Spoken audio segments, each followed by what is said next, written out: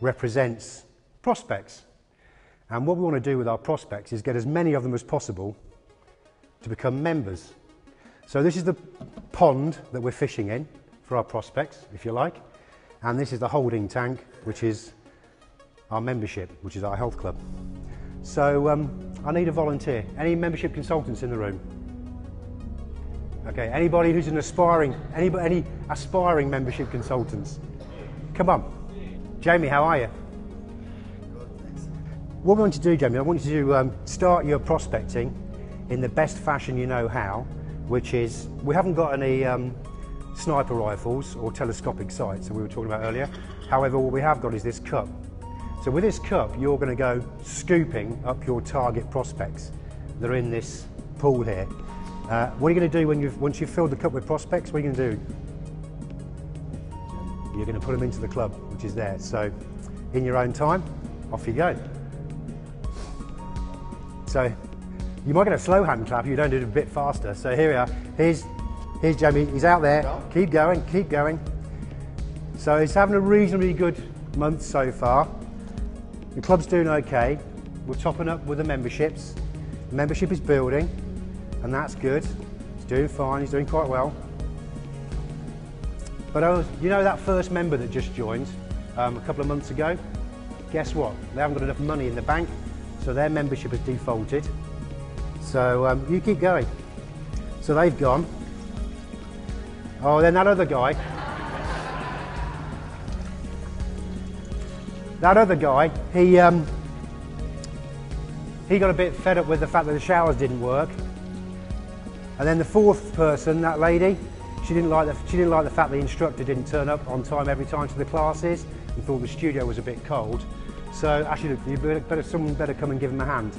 Who wants to be our second salesperson? Anybody? Come on, Sarah. Yeah, off you go. So take your cup.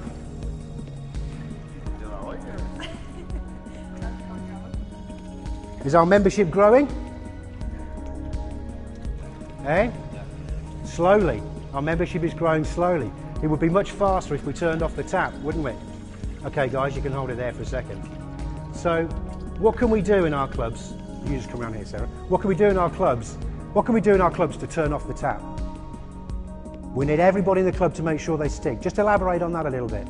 Yeah, so we could ask ourselves who's responsible for joining up members and who's responsible for keeping members. What's the answer to that question?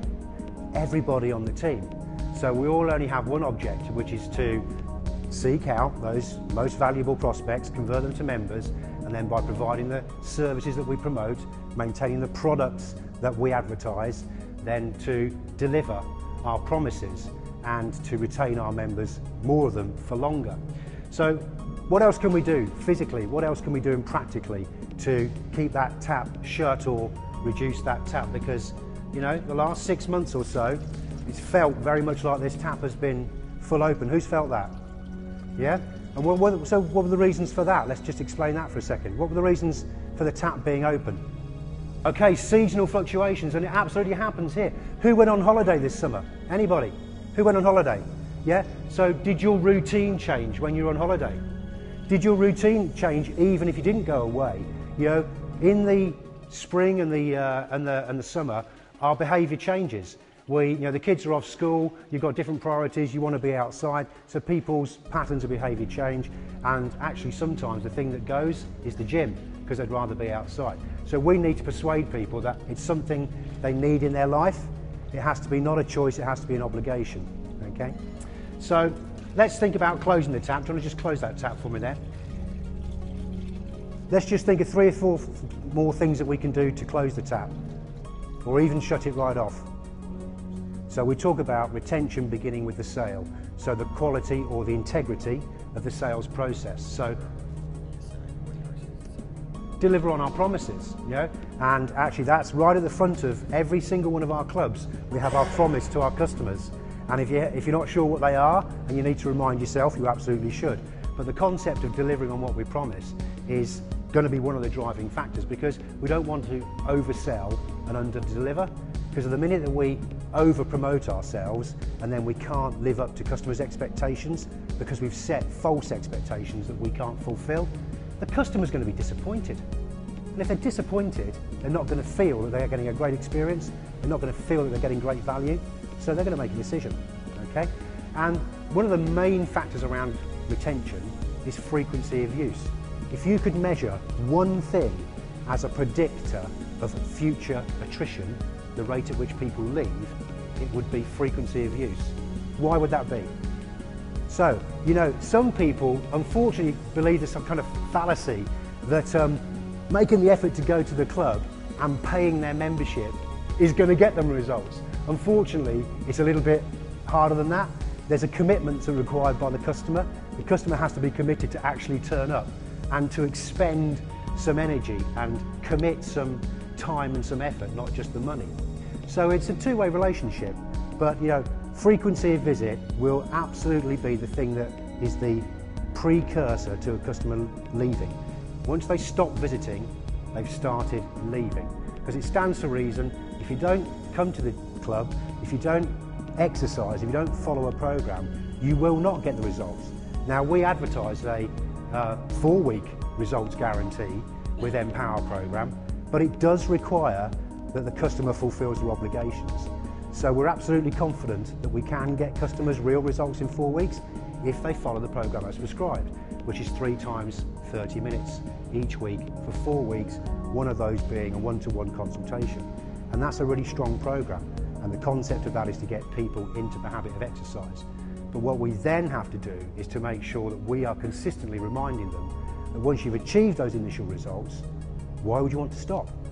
Why would you want to lose a few inches? Why would you want to put on a few pounds and then stop? Because the minute you stop, you regress, don't you? So the inches will come back on and the pounds will come back on, or the size of the guns will reduce. So we need to persuade our customers and remind our customers, and even better than that, educate our customers to the benefits of being physically active at least 3 times 30 minutes a week. So, just coming back to this, thank you very much for the demonstration. Our point is very, very well made, that it's easy enough. If you've got a good product, good price proposition, fantastic marketing, really good brand recognition, all of which we have, actually attracting customers to our business isn't the hardest thing. The hardest thing is actually maintaining our customers' commitment to that initial aspiration they had about improving their health and fitness. And that's about trying to keep this tap closed, okay?